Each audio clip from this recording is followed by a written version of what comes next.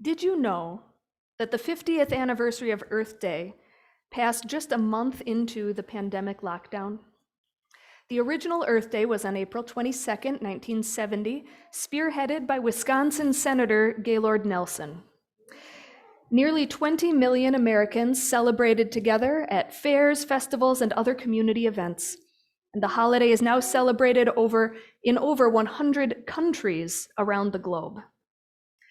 The 50th Earth Day was unlike any other.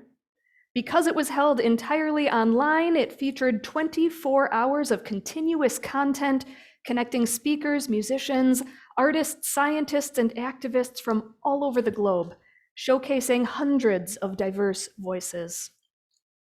We know that human health and planetary health are inextricably linked. Protecting one means protecting the other. Millions rallied behind this idea to create the first Earth Day in 1970, and 50 years later, Earth Day Live in 2020, millions rallied behind it again.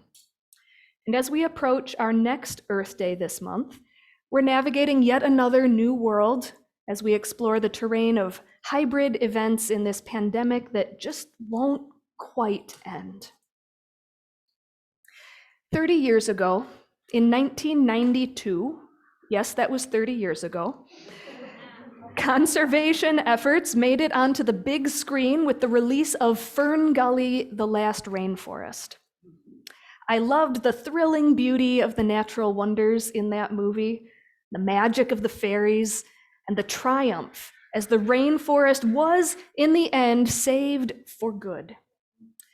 In my classroom that year, we were all invited to bring our favorite stuffed animal in to contribute to a giant school-wide three-dimensional rainforest mural that took up an entire hallway. It was very impressive.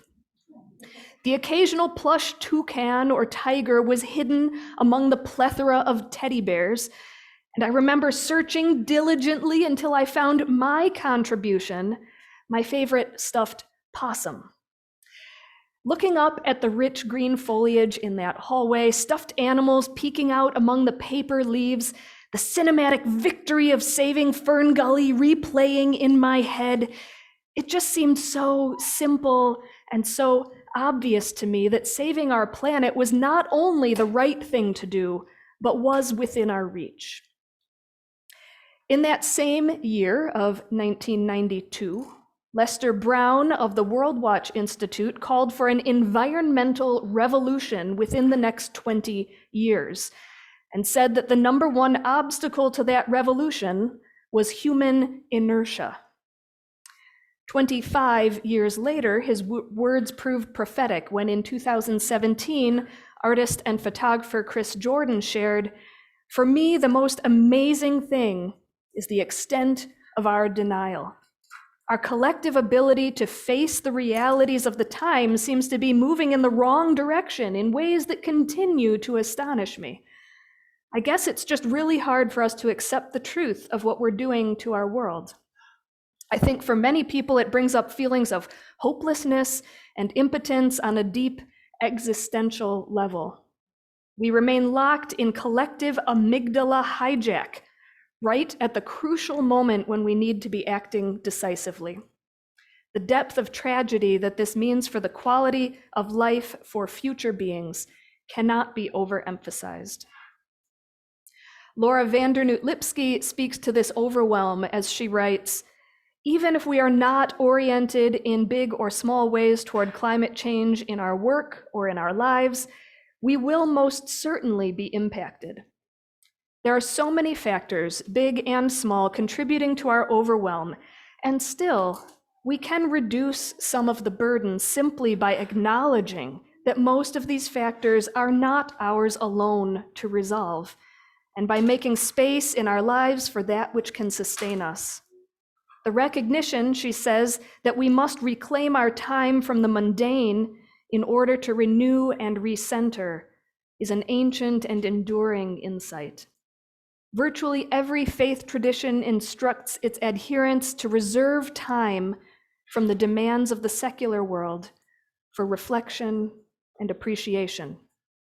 Ancient traditions share these invaluable lessons: create space internally and cultivate a vast perspective within, over and over again. Following Brown's lecture calling for environmental revolution in 1992, theologian Matthew Fox responded to that speech with his own questions. What would an ecological and sustainable religion look like? Is the universe sacred or not? The universe, with its 18 billion year history, the universe with its 1 trillion galaxies. Can our species recover the sense of the sacred? In the West, he writes, humankind has been involved in a gross desacralization of this planet, of the universe, and of our own souls for the last 300 years. And there lies the origin of our ecological violence. Author Melanie Harris has a bit to say about those origins of our ecological violence, namely that it is synonymous with ecological colonialism. Her book, Eco-Womanism, which I've brought for all of you who like to ask me about books after the service, looks to African American women and earth-honoring faiths to signal the importance of developing an interdisciplinary approach and method to doing environmental justice work, including religion, culture, and ethics. It also points to the significant influence of literature, sociology, geography, critical race theory, and feminist and womanist thought on wider conversations about climate change. She writes, the parallel between the colonization of the earth and the colonization of Black and African bodies throughout the history of the transatlantic slave trade up to the present is an important theme in eco-womanist thought. Not only is this reflective of the need to examine the truth of African and African American history and tradition, but also a call to examine the myths that have been constructed about this history. She adds, it's helpful to examine African and African American history and tradition by interrogating the parallels between the history of colonization of African peoples and ecological colonialism. The latter term, ecological colonialism, is described best by African theologian Edward Antonio, writing about the parallel ways in which the Western practice of colonization has also infected environmentalist paradigms. He writes of the 16th century mode of Western thought to colonize African peoples and to invade, steal, consume, and dominate the cultures of African peoples. This mode parallels the consuming attitudes of traditional environmentalist claims that a return to Africa will uncover a fresh interpretive lens leading to healthy responses to climate change, a result of the same infected practice of colonialism, interwoven with a deep commitment to global capitalism. Colonialism, a system of exploitation and abuse of cultures, properties, peoples, and lands for the sake of greed and empire building of European culture and commerce, is complicit in enslaving millions of African peoples across the planet. According to Antonio, the impetus undergirding colonialism is the same seed that gives birth to the idea of colonial ecology. Arguing that African peoples, cultures, and lands have for too long been commodified by Europeans and white culture, while Black and African peoples have been left exploited and assaulted, Antonio states that traditional environmentalists have conceptualized paradigms that consistently reify images of Black and African bodies as nobodies, except for the ways they can create value for whiteness. I'm going to take a pause there because that was a lot of words, okay? In her foundational essay on eco-womanism, Sin, Nature, and Black Women's Bodies, Dolores Williams argues that there is a connection between the logic of domination present in white supremacy, colonial Christianity, and sexist ideology that sanctioned the objectification of Black enslaved women's bodies during slavery and since. Melanie Harris points out, as the history of colonialism improves, as the history of colonialism proves, there is a connection between exploiting African peoples and their lands and this logic of domination, and it's had a major impact on our current climate crisis. Colonization is one of the reasons for climate injustice. Therefore, social justice is directly related to climate or earth justice. Social justice is earth justice is social justice. Drawing on the work of several pioneering womanist thinkers and theologians, James Cone draws direct links between Black liberation and ecological justice. He writes, "The logic that led to slavery and segregation in the Americas, colonization and apartheid in Africa, and the rule of white supremacy throughout the world is the same one that leads to the exploitation of animals and the ravaging of nature. People who fight against white racism but fail to connect it to the degradation of the earth are anti-ecological, whether they know it or not," he says. "And people who struggle against environmental degradation but do not incorporate in it a disciplined and sustained fight against white supremacy are racists," he says, "whether they know it or not." The fight for justice, Cone concludes, cannot be segregated, but must be integrated with the fight for life in all its forms. As Unitarian Universalists, our national association is deeply committed to dismantling white supremacy and other systems of oppression by developing an intentional anti-racist lens through which we do our justice work in the world, including our green sanctuary efforts. After the service today, you'll have a chance to head outside to enjoy some ice cream in this beautiful weather as our social and environmental justice team hosts a Sunday Sunday. And you can also participate in helping to paint an Earth Day mural. If helping to renew our green sanctuary status is something that is important to you, I hope you'll talk to Jill Rippey. Jill, do you want to just wave your hand there for a minute? Talk to Jill. She's going to be leading the art project today, so you'll have plenty of opportunity to interact with her outside, because she wants to know who's interested in joining her in exploring the UUA's Green Sanctuary 2030 initiative. This initiative would include 3 commitments.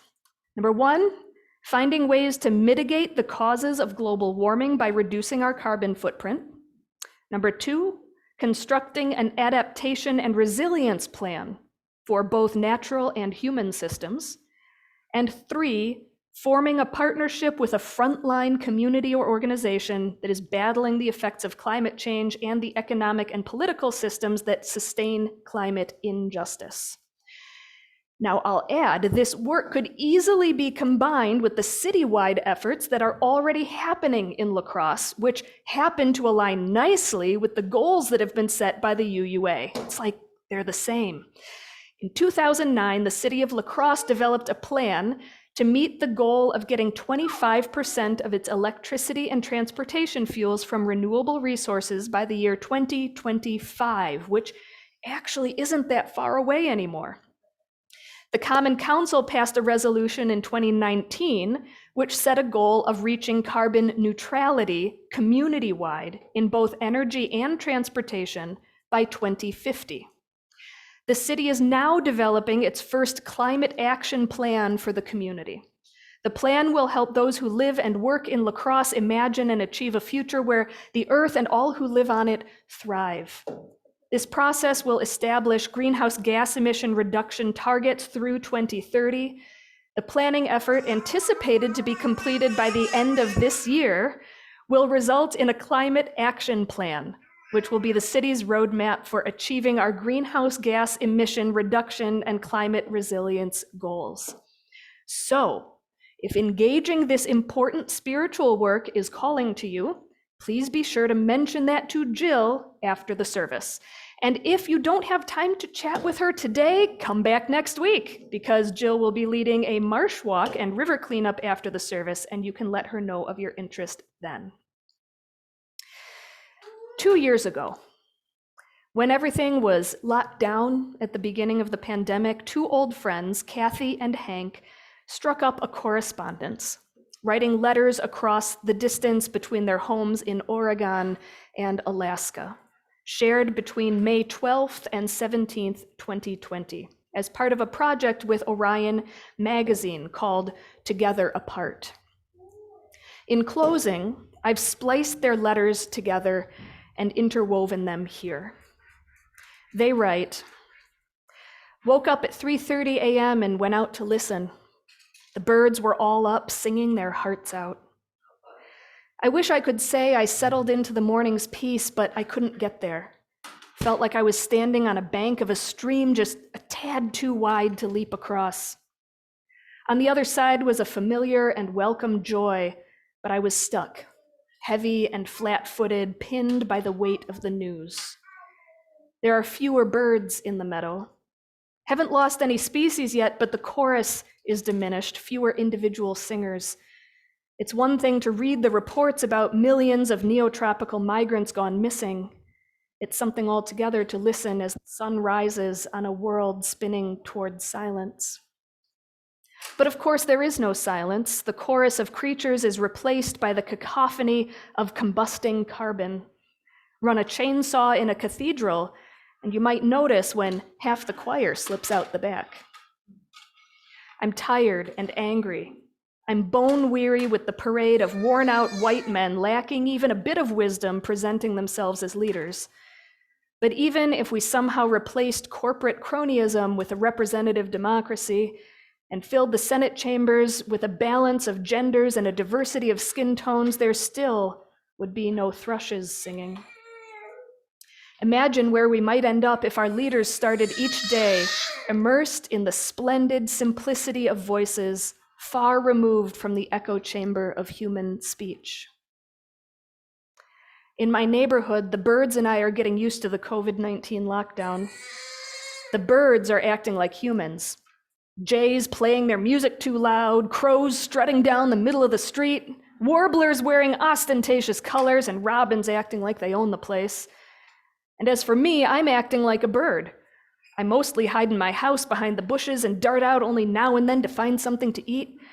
I'm afraid of human contact, so I flutter across the street or around a tree to avoid joggers, knowing that even their breath could kill me. There's a decent chance that more of us will sicken and die now, poisoned by human recklessness and political stupidity, as birds have been for decades. Honestly, this pandemic should make us a lot more empathetic toward the birds. Populations of songbirds have dropped 30% since I started watching birds. Imagine, 1 out of every 3 songbirds starved or poisoned or driven out of their homeland or smacked by a high-rise window or never born. Maybe now we can stop to wonder how that feels. But here I am in a human pandemic and I'm mourning the birds. Remember the Trappist monk Thomas Merton? He wrote, "Someone will say, you care about the birds. Why not worry about people?" Well, I worry about both birds and people. We are in the world and part of it, and we are destroying everything because we are destroying ourselves spiritually, morally, and in every way. It is all part of the same sickness.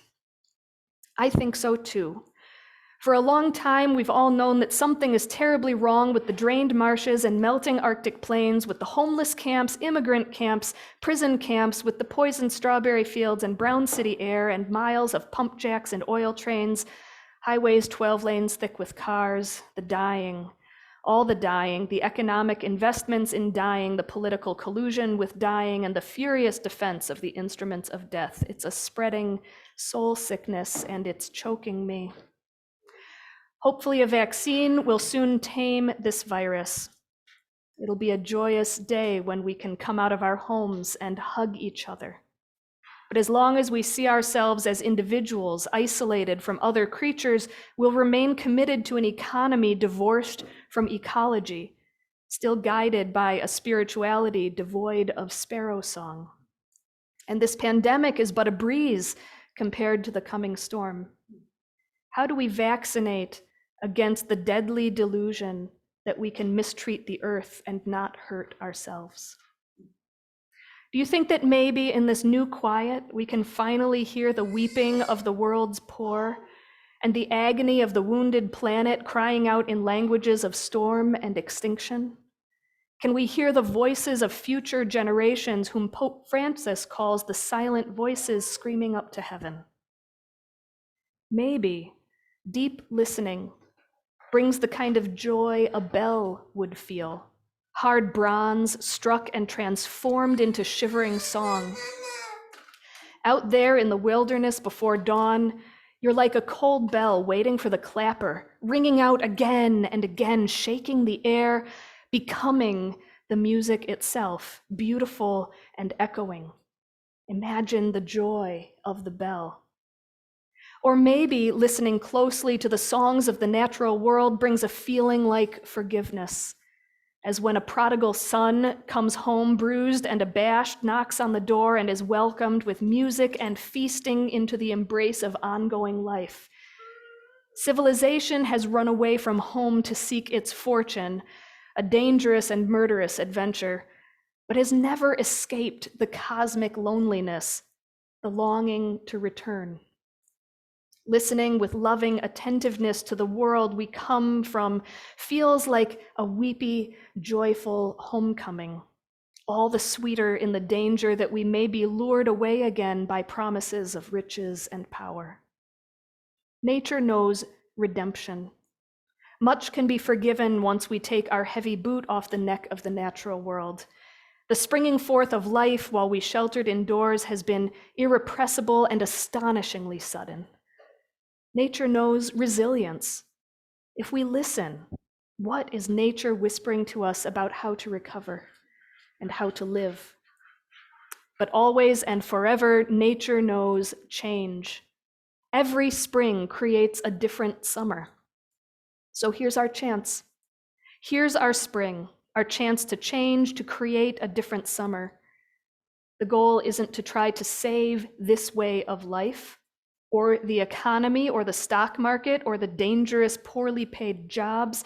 Our work is to imagine into existence ways of living that are aligned with the resilient, redemptive lifeways of natural systems, networks of sharing and mutual support that are essential to collective thriving. The sun, the rain, the nurturing soil, the songs. This is how we will heal. May we know it in our bones. Amen.